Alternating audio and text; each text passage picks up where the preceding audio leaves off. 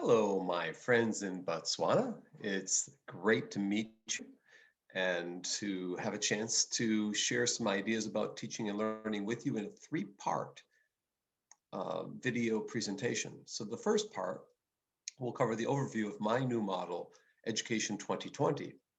And the second part will cover my tech variety model, and which has a free book associated with it you can all download, and I'll get back to that. And the third part will cover my R2D2 model, which has a book associated with that too. But first, we'll start with the overview, Education 2020, and a little bit of blended learning along the way. Let's see if I can share my screen, and when I do, I'll optimize my sound so you can hear what I have in here in the slides. And we'll see if I can call these ones up. It's called Blend But Don't Break, introducing the R2D2 model and tech variety model in Education 2020. My email is listed there, cjbonk@indiana.edu or curt@curtbonk.com. You can go to my homepage, curtbonk.com, and download the free book right now, Tech Variety, or Adding Tech Variety, in Chinese or in English. So TEC-variety for a free book. So Christiana said I'd get good reviews if I made things free, so I make it free. So let's go on into here. What we hear is the world needs a little love. And so I start off my classes with a song called The World Needs Love. You might start your classes off with a different song when you teach online, just to get people in the mood for learning, get them excited, get them interested in what you have to say that day. And there are a lot of musical introductions that you can use in your classes that have virtual choirs from people around the world singing and dancing, for that matter. I have a couple of warm-up questions for you. Have any of you been to North America previously? Send me an email if you have. Have any of you been to Indiana University, our lovely campus here in Bloomington? Yes, many times. No, but I want to go. I want to visit. Well, maybe you should come sometime. Have you ever seen me speak before? Yes, no, maybe, perhaps. If you have, send me an email and let me know what you think. Have any of you ever taught blended learning? So I have a book, the handbook of blended learning. So blended, we're blended all the time. Some of you might teach in a blended format. Some of you might teach fully online. Some of you might teach technology courses that are face-to-face with some technology integration. Perhaps the majority of you. I'll talk a bit about all those different forms of delivery, from blended like this to fully online, like this book could let you do, or somewhere in between. As I said, or face-to-face classes with some technology use. Some of you have you ever taught fully online? Have you ever taught a blended course? Raise your hands right now. I can't see you, but raise your hands anyways. Maybe you're willing to try. So let's look at Education 2020 and my model. It's called Education 2020. And in that model, we have what's called 2020 vision. And I've taken that to mean 20 roles of the instructor. And you'll see them in a little bit. And 20 principles of instruction. And you'll see those in a little bit. You might have your own roles or your own principles. These will be mine. And it's a little bit of a secret because I have not published this yet. I'm trying to write a book where they'll be published at some point. But right now, people are stuck home due to COVID, and they're learning remotely. It's called emergency remote teaching. In some places, it's not going so well. In other places, it's going better. People in Texas are frustrated. I'm sure in Botswana, they're frustrated too. But I'm also sure that there's some positive things happening. And it's incumbent on all of you to document what does work, what doesn't work, what remains challenging, and how you're able to overcome those challenges and those barriers to success so that kids can succeed. Now, there are a lot of recommendations and guidelines related to the amount of screen time that you enable or allow your children to have, or your students to have. At younger ages, maybe an hour. At older ages, maybe 2 or 3 or 4 hours, depending. But we need more and more guidelines as we adopt, as we integrate, as we supplement our instruction with the web. We have to think about what psychological factors are involved in that. How long can one maintain their focus on the camera and other things? There'll be some new forms of assessments that emerge as we adopt and integrate interactive and engaging online technologies. And so we might have more formative assessment, more on-demand, just-in-time forms of assessment, more meaningful assessments, more relevant assessments, not just pen and paper tests. Take the pen out of your pockets and then just everyone takes the same exam, the same common exam, and gets graded on it. I prefer some newness and try something out that you haven't tried before. And so millions of people, well, millions of learners are now in online environments. And there are people experimenting, whether it's in Botswana or Italy or Chile or Korea or China or the US and Canada. There are people experimenting with their instruction today in these online environments. And there's a hope or a goal that this will scale, that these experiments, these pedagogical experiments and initiatives will scale somehow. And we'll be able to see new forms of learning and excite millions more learners in new and uncommon, but yet powerful ways that maybe they'll never want to go back to the way it was. Confucius said, we need to read books and respect our teachers. And the model for centuries, millennia actually, was one of bow and reflect, of read and report, of teach and test. And we're all victims of that model or approach. I talked to Confucius when I was in Taiwan a couple of years ago, and he told me about the history of education. And maybe today we might be able to transform it, or at least change it in a small way.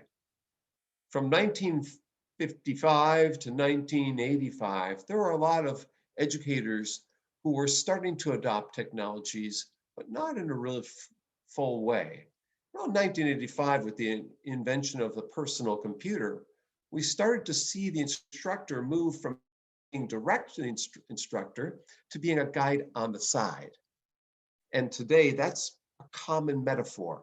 But see, if we move ahead another 30 or 35 years to 2020, we see the instructor has multiple roles. We've changed what it means to be a learner, what it means to be an instructor, what it means to be an educator, what education in fact does mean. Informal education is happening much more than formal education.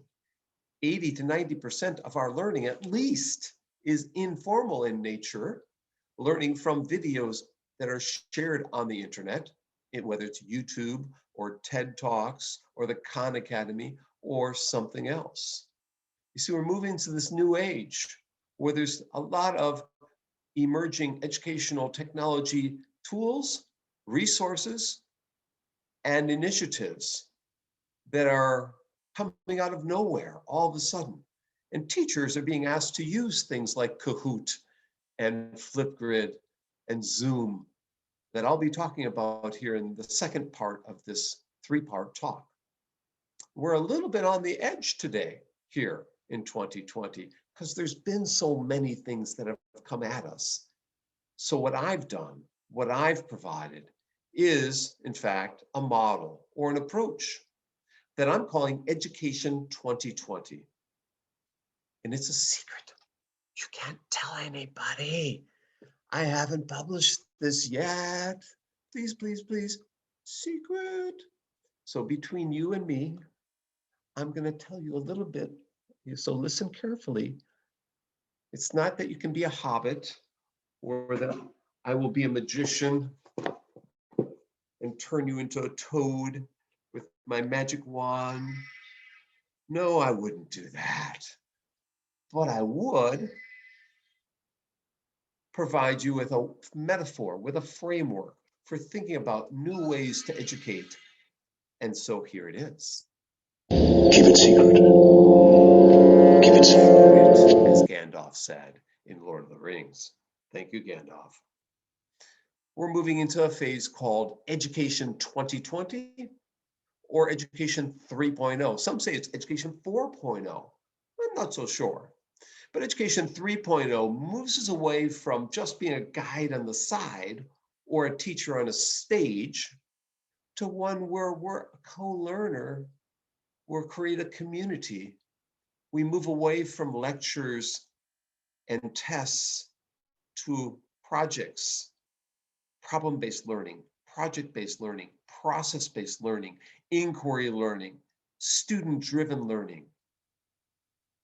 This is a chance for all learners to take control, to be empowered to learn. Freedom, as Carl Rogers once said, freedom to learn. And so here we are. We are trying to set the stage in this first part, in this first talk, for allowing our students some freedom to learn.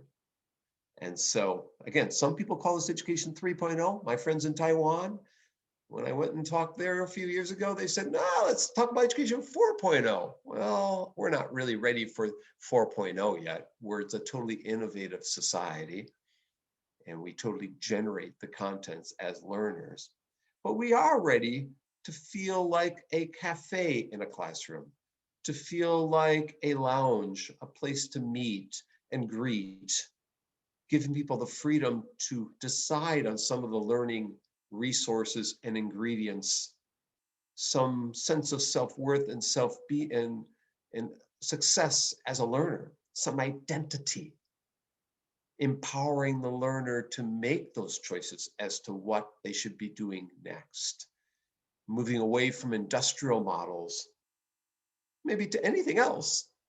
We no longer need to sit people in rows comfortably or uncomfortably as it is, and get them engaged in the collection of data and findings and information and filtering it out and organizing it and then presenting it in new ways.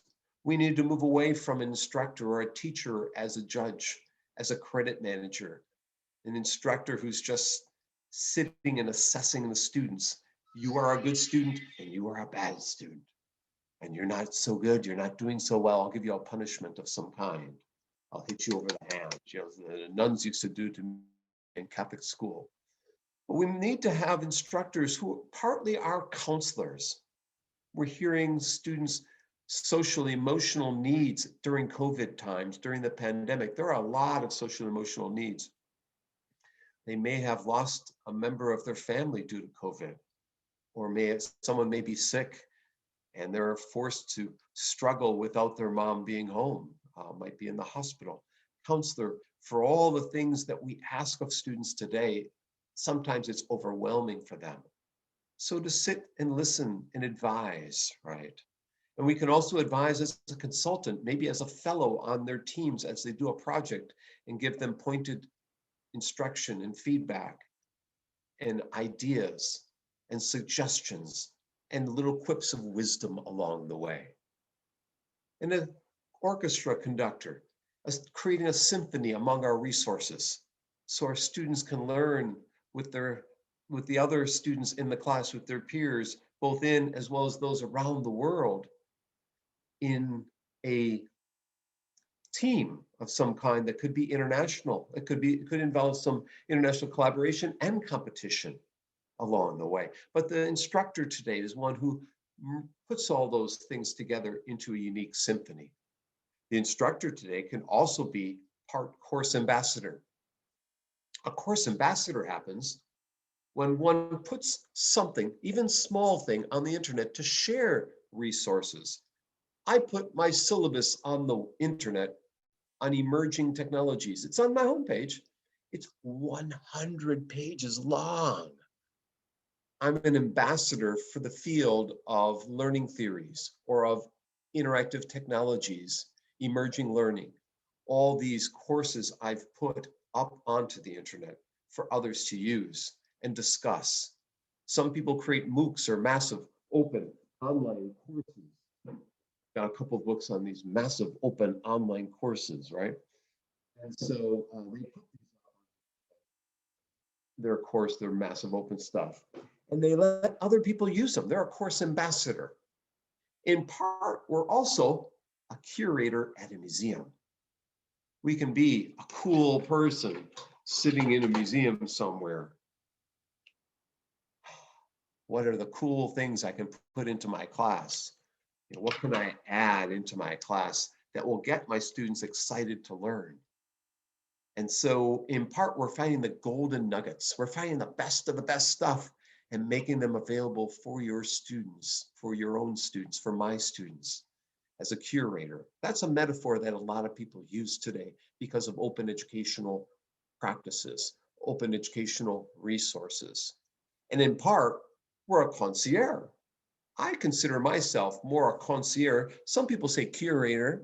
Some people say course ambassador. Some people say conductor, orchestra conductor. Some people say consultant or a counselor. But I think it's concierge. I'm like a concierge in a hotel, providing a map for where the students might want to go, what they might want to explore and look at, what might interest them that day that might be interesting, that wasn't that interesting yesterday, but today it has become interesting. It has become important. It has become someplace that they can go to be inspired or to learn or to gather more information. You see, we're all concierges. Some of us are good concierges, some of us need a little training. Maybe I need some more training. But the thing is, there's no one path to learning. There's no one idea that can set this fire among all our class. You have to have many ideas and many pathways, many potential goals, and many outcomes. See, you want the students to come back to your hotel later. You want them to revisit, maybe get a coupon for a discount next time, but you still want them to come back and ask for more. You want them to, in turn, go on your camping trip with you. You are a camping trip guide. Your course, every course that you teach is in part taking your students on a journey, on an interesting journey. And so when I first taught, I told my students, I'm on a bus, I'm on a magic bus, and I'm gonna have different stopping points along the way, like this gentleman in Nepal. And recently, a few weeks ago, I had guests from Nepal, young students and their mentors and their counselors coming into one of my shows that I produced. You can bring in people from all around the world in your class today. You can be a cultivator of learning, growing new plants and crops. Those new crops are your students. You want them to grow, of course. So you set the fertilizer or ingredients in your class activities and tasks that will help nurture their creativity and their success and their interests and their passions. We all farmers.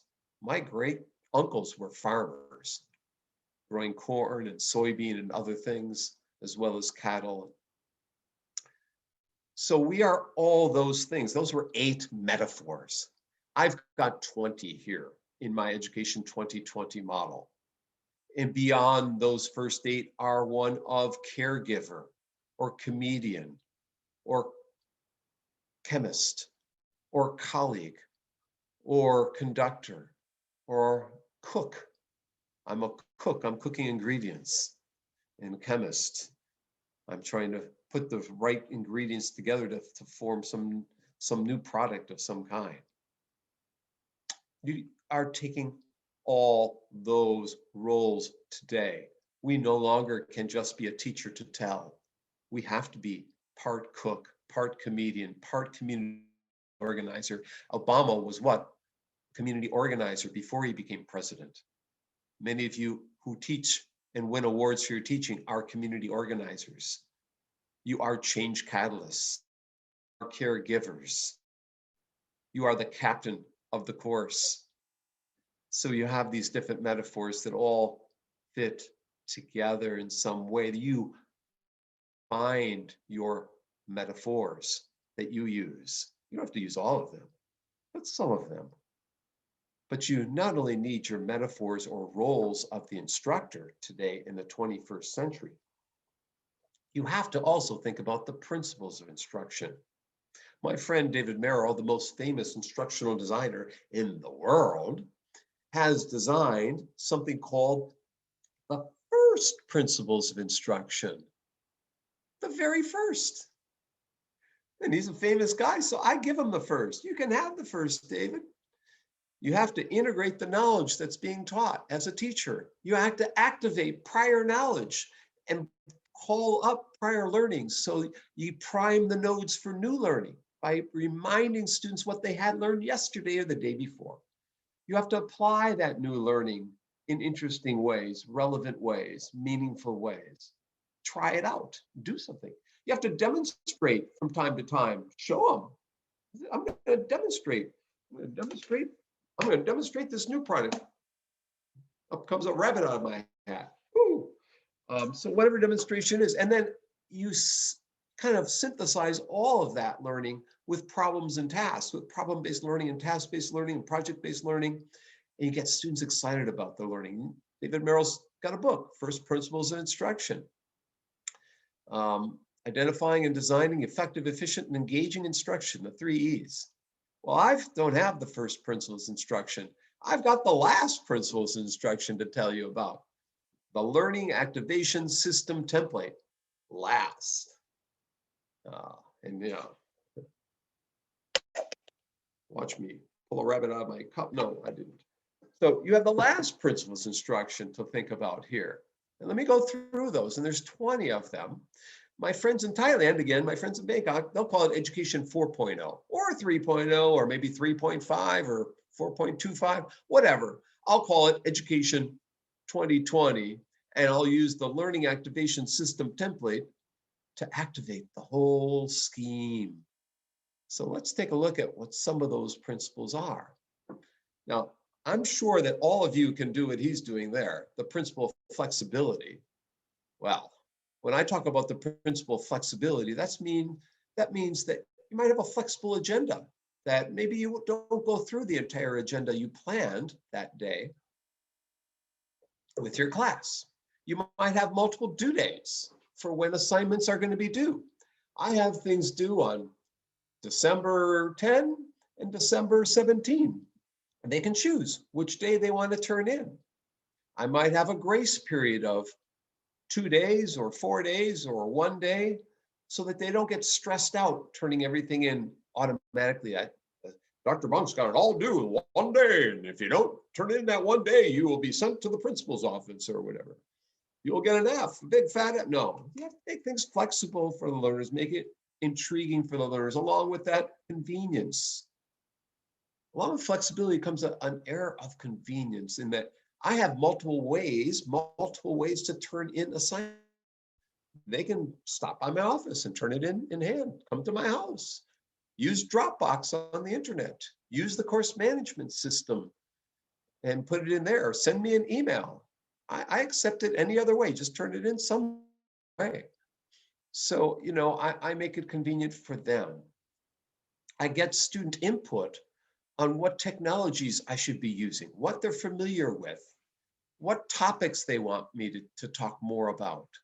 I solicit their input into the class. I record this class. I'm recording this now. And I make it available for them when they have time, they can watch it. So I make everything as convenient as possible. And I try to be a colleague along with them. I introduce my students to famous guest experts so they can meet someone and get a hero out there, a role model out there. I ask students to share their final papers with my class for next year. So I give them, the chance to be a co-teacher in a way, empowered to help the next year's students. Not the person on the right there who's hitting someone. I'm a colleague. I help students to get their work published sometimes. With young people, you might get the work published in a local dentist's office or something, or in a class wiki book. I've had wiki books my students have done. So I introduce students to people. I get them to meet people. I share. We have a optimism and cheeriness and celebrate accomplishments and positive. Be positive before you're negative. Smile a lot. Just have a sense of optimistic flair or tone to your class, to your persona. Celebrate their accomplishments when they do something that isn't award-winning, or even if they just finished the task, celebrate that. Celebrate when you can. That will go a long way to creating an environment, an ethos of success for everyone. And the principle of high expectations, post the highest quality work. Make it available for others. So when the bar gets set higher and higher, and you are challenging next year's student, when I of this year's student internet as an example, then they say, wow, look what they did last year, the year before. I can do that. I can do even better. Mention prior student success in your papers or your reports. When you talk to your colleagues, talk about what your students have done. And then challenge the new students to do even better, but give them some job aids, some success templates, some guidebooks, some guiding questions. Give students choice. I have option A and option B, maybe option C, and they can pick from those for their assignment. I maybe have 10 possible assignments in my class. You pick 4 of those, any 4 of those 10. You might also give them choice in who's on their team for group work or how they're going to submit their work. Choice, freedom, choice and options. Extremely powerful. It's in all my syllabi. And then you might empower them even further. You might have them work together and build something that's of importance for the whole class. You might have them create a glossary in a wiki, a glossary of terms with examples, with pictures, with videos. My students do multimedia glossaries. My students might help me negotiate my syllabus, my course agenda in a wiki. They vote on agenda items. They vote on possible final projects. My students build on prior student work. They glossary from last year, they add to it, empowering them to build something that others can use. And then I give them support and feedback along the way. But I'm not the only one.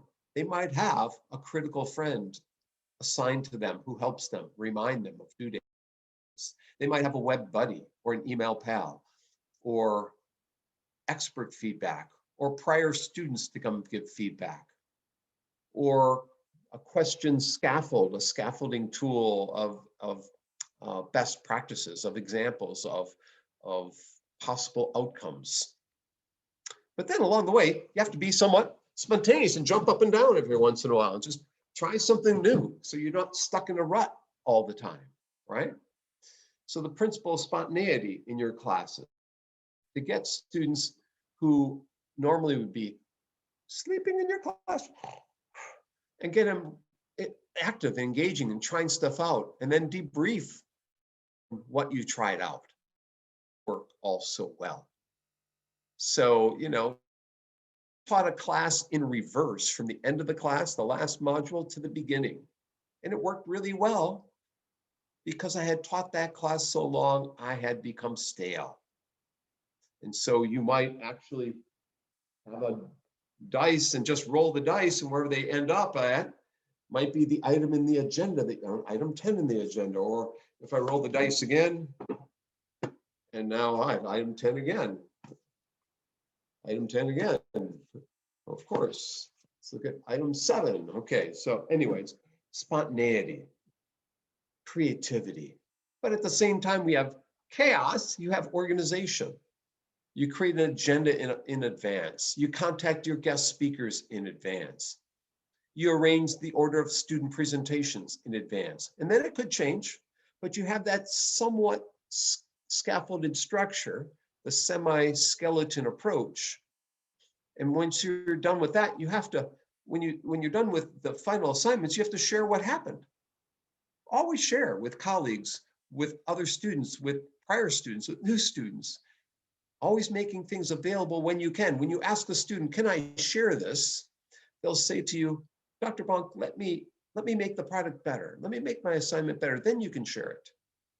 After they get their grade, they still are willing to make it better because you're going to share it. The 12th principle is the principle of non-traditional learning, trying things out, putting your augmented reality headset on or virtual reality headset. And we had people from a couple different countries in Africa talking about immersive worlds in virtual reality. So I know people are interested in it there, and I'm not sure to what degree you've experimented, but it just doesn't mean emerging technologies. It could be using an outdoor classroom, could be non-traditional learning.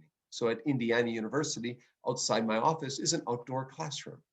That'd be non-traditional forms of learning. Using Zoom, like right now, would be non-traditional forms of learning. There are all sorts of tools that enable us to try something new out that never had been tried before. Might as well just, and don't try too many things, try 1 or 2 new things a semester. There's also the principle of passion and inspiration, excitement, getting people excited about learning and who they are as a learner. Probably of the 20 principles, you might just say, this is the most important. We always hear about enthusiastic teachers, right? As the vehicle to one's success. They inspire. They inspire me to do something I hadn't thought about before, to try a new major, a new subject area, a new discipline, or a new topic. Inspiration goes a long ways towards success, but you can't just inspire. You have to inspire them towards meaningful and relevant, authentic tasks. If it's not relevant, they'll be sleeping again in the class. And so you don't want that. So you have to find tasks that might help in the local communities. They might be, working on a project that might help the Girl Scouts or Boy Scouts or Girls Club or Boys Club or wherever the project might lend itself. It might be something they're working on that helps next year's students, or might help their parents, or might help in a work environment. The principle of trial and error. Try it out. See what's going to happen. The big bust there, Mosaic, is our active learning project at Indiana University. That bus broke down, but they fixed it and it's working again. So in some ways, all of classroom life, all of students' life, teachers' life is trial and error. We have to make it okay to fail and move on to potential success. Thomas Edison, the inventor of the light bulb, had many, many failures before he invented the phonograph and the light bulb and hundreds of other products that we use still today. Creativity doesn't just happen automatically. We gotta provide the learning environment for it to occur over time. And we have to do that with expanded resources that exist in our environment today. The expanded resources include videos, podcasts, wikis, open educational resources, like this will be when I post it, webinars, maps, multimedia, tutorials, FAQs, frequently asked questions, discussion forums. The list goes on and on. There's so many expanding our environment, expanded resources that we have to pull back. We have to structure it somehow so our students aren't overwhelmed with all the stuff there, right? Dr. Bonk, I'm so overwhelmed. Okay, so then we move in to this world, what I call the open world. I have a book called The World is Open, Not Closed. So some might say it's closed. Well, there are things that are happening in the world today. We might say it's a little bit closed, but I prefer the world being open. And the guys there are Charles Wedemeyer from Wisconsin on the right, Charles Vest on the left from MIT. And Charles Vest said in 2001, he said, let's make all of MIT free to the world. And so he did. Ta-da! And all the world is now free. All the world of MIT, all their course syllabi are on the internet for anyone to learn in Botswana or other places around the world. It's called open courseware. And the guy on the right, Charles Wedemeyer, helped create the OpenU in the UK, the OpenU United Kingdom. He's got a book called Learning at the Back Door, Reflections on Non-Traditional Learning Across the Lifespan. And you see, in that book, he lays out how people can learn from anyone at any time, wherever they are around the world. You see, young kids in the past, like the kid on the right in the book, had to peer into the school. He wasn't allowed into the school. He was too poor to go to school.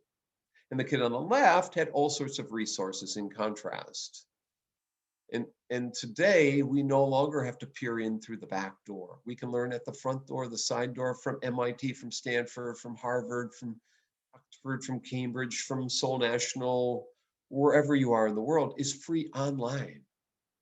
And I wrote a book about this free open educational resources that came out in 2009. If you're interested in a couple chapters from it, send me an email. Or go to publicationshare.com and you'll find some things that are free. I share my publications that are free. In the book, I talk about e-learning, blended learning, and open education, and collaborative learning, and alternative reality learning, and mobile learning, and so forth. And people start greeting me like this. You know, it was in Singapore there. People are greeting me with their arms. I was in Bangkok, and look at that, they're greeting me again. In Illinois, they're greeting me like that. And in Indiana, they started greeting me like that.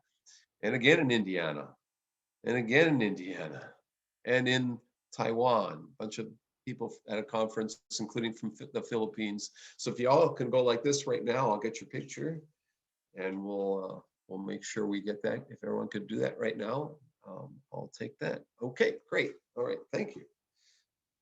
So that's principle 16, right? Expanded resources. Principle 17, the principle of human connectedness. We're bounded together with other human beings in Facebook, in WhatsApp, in Line, in WeChat, and KakaoTalk in Korea, WeChat in China, Line in Taiwan. I mean, you name it around the world, and Twitter, and there's all sorts of these tools, TikTok, and we're connected, human connectedness, Pinterest, and yeah. Take a look at social media that connects us all together. We can create a Facebook fan page for a class. We can apprentice learners. Look, this isn't a Romulan labor camp. Apprenticed by someone like this gentleman, that the commander of the ship is being questioned by a guy named Q. As a teacher, we can be Q. We can question our students. We can push our students. We can force them to articulate their knowledge, explain what they do, what they know, elaborate on what their answers are. It's a unique time for all of that today. And so getting them to collaborate, reflect, take responsibility. We form an accountable apprenticeship when we teach.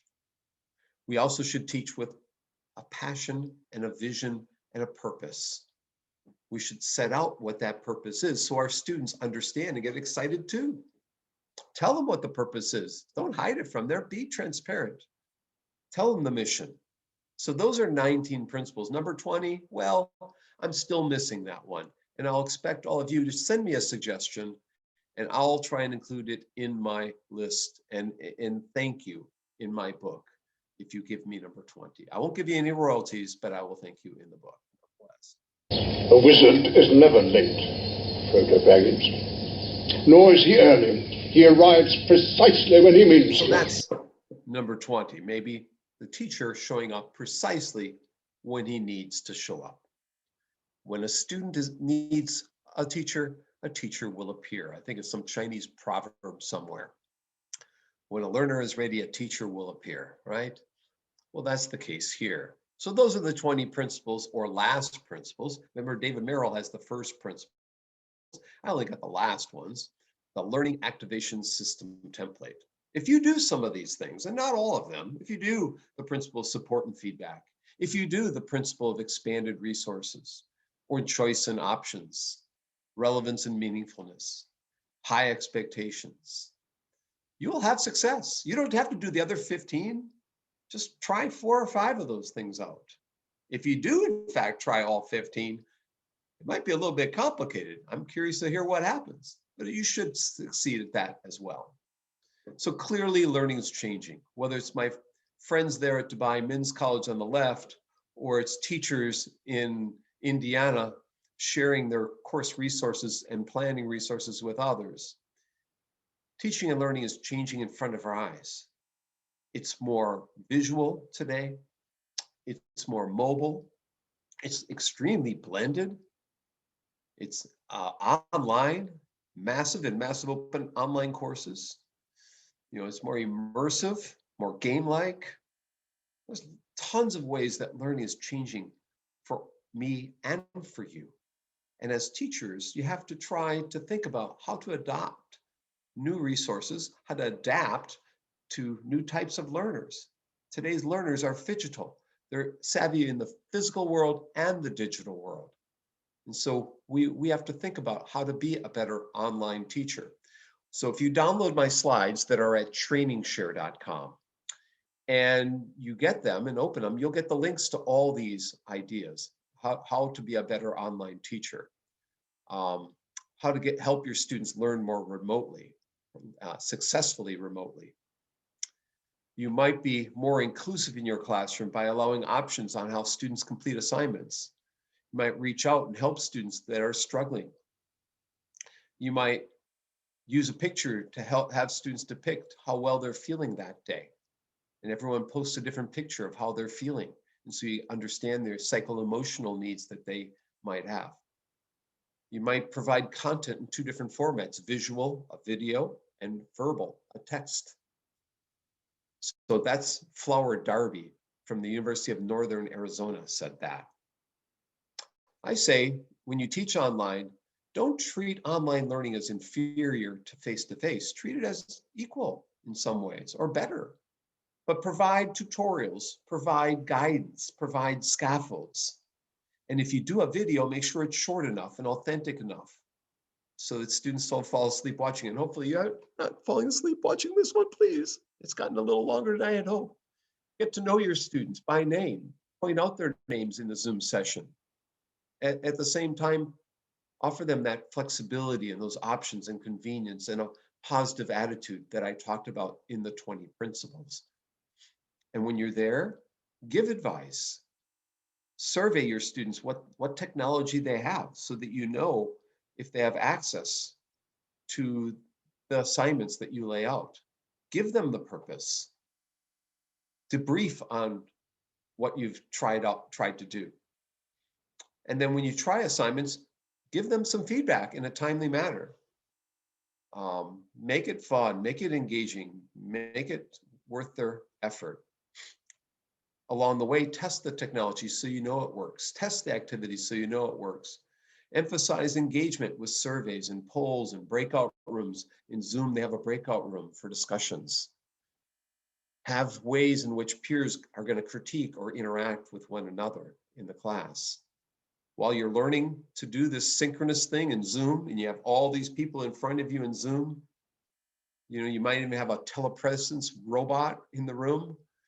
And you have to think about how you're going to find ways to individualize it, personalize it, make it engaging, and be first rate.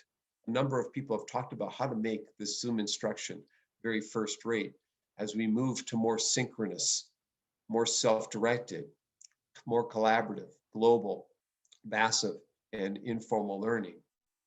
And so that is the end of part 1. We're going to move to part 2 here in a second, but I'm going to stop this recording before I start part 2 up and just say with part 1, Education 2020 is complicated, but I think if you utilize pieces of it, just pieces of it, you'll find success in some ways. The book is yet to be written, so hopefully you keep it a secret. Yet share it with your colleagues. Just don't write the book yet. Let me write the book. But I hope you've learned something that is of value to you, whether it's the principles or the roles of the instructor or ways to teach fully online or blended. I wish you well in your teaching and learning journeys in the future, in this extremely fun and open age of open educational resources. So that concludes part one. Thank you. This is Curt Bonk signing off part one. Good luck. And I guess I have to stop the recording.